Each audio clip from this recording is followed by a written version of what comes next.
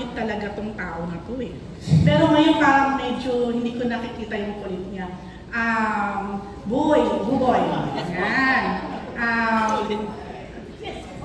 Kumusta ka? Kumusta ka muna? Alam mo na surprise din kami na at natuwa na you're here. Yes. So, kumusta ka naman? Ay!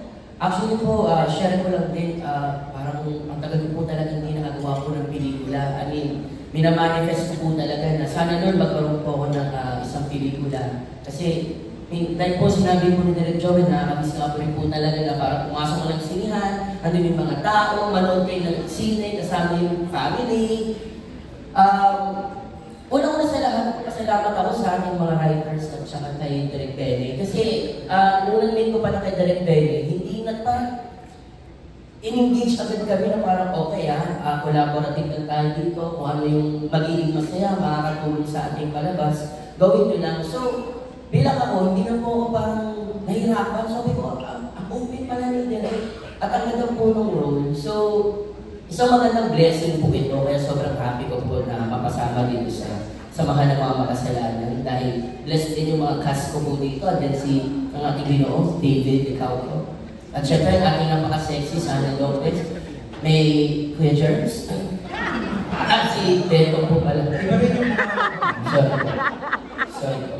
Si Beto. At syempre, isa talaga gusto ko pinapangarap makasama sa isang screen sa ating channel. Ayan. Kasi, ano ba yan? Veterano yan. At si Direk Joel, nakakamiss po siya makatrabaho. Lahat po, sobrang nag-enjoy kami.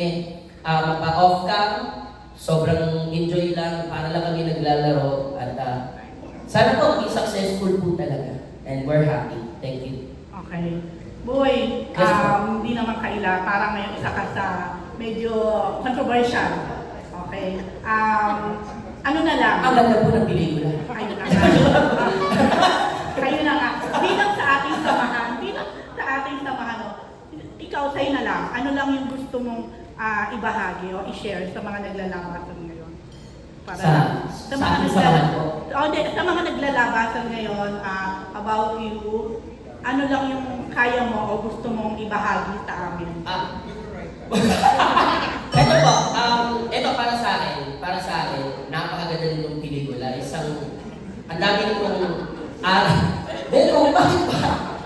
We'll write that. Ang daming aral na para pumasok sa akin dito sa movie na to. Kaya isa lang sa masasabi ko, sa lahat ng mga makasalanan, may chance po magbago.